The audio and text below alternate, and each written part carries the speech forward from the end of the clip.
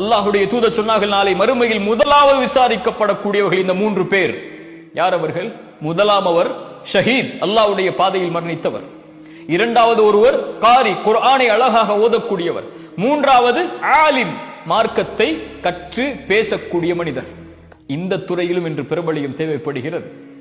அல்லாஹ் அழைப்பான், ஷஹீத் ஏன் செய்தாய்? அவர் சொல்வார், யா அல்லாஹ் உன்னுடைய பாதையில் இறக்க வேண்டும் என்பதற்காக செய்தேன். அல்லாஹ் சொல்லுவான், மக்கள் உன்னை புகழ்ந்தார்கள், மக்கள் உன்னை ஷஹீத் என்று சொன்னார்கள், அதெல்லாம் சரி, நீ செய்தது அதற்காகவா? உன் உள்ளத்தை அறிந்தவன் நான். நீ பொய் சொல்லுகிறாய். உன்னை மக்கள் ஷஹீத் என்று போற்ற வேண்டும் என்பதற்காகத்தான் செய்தேன்.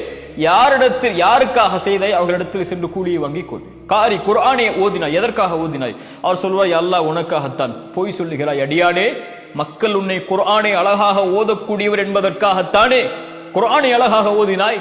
போய் பெற்றுக்கொள் நன்மை அவர்களிடத்தில். ஆலிம், மார்க்கத்தை கற்று பேசக்கூடியவர் அழைப்பார், அல்லாஹ் எதற்காக செய்தாய்? யா அல்லாஹ் உனக்காகத்தான் செய்தேன். அல்லாஹ் சொல்லுவான், இல்லை அடியானே, பொய் சொல்லுகிறாய், பொய் சொல்லுகிறாய். அல்லாஹ் பாதுகாப்பானாக. பொய் சொல்லுகிறாய். எதற்காக செய்தாய்? மக்கள் உன்னை அறிஞர் என்று போற்ற வேண்டும் என்பதற்காகத்தானே. போய் பெற்றுக்கொள். நீங்கள் பெற்றுக்கொள்ளலாம்.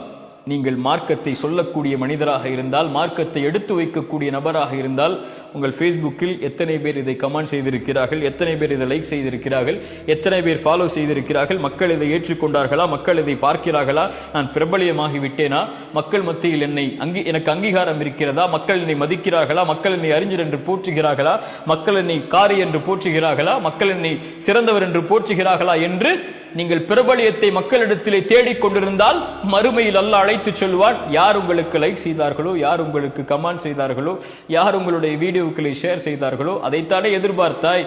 அவர்களிடத்திலே சென்று நன்மைகளை வாங்கிக்கொள். என்னிடத்திலே எதுவும் இல்லை, எனக்காக நீ எதையும் செய்யவில்லை என்று.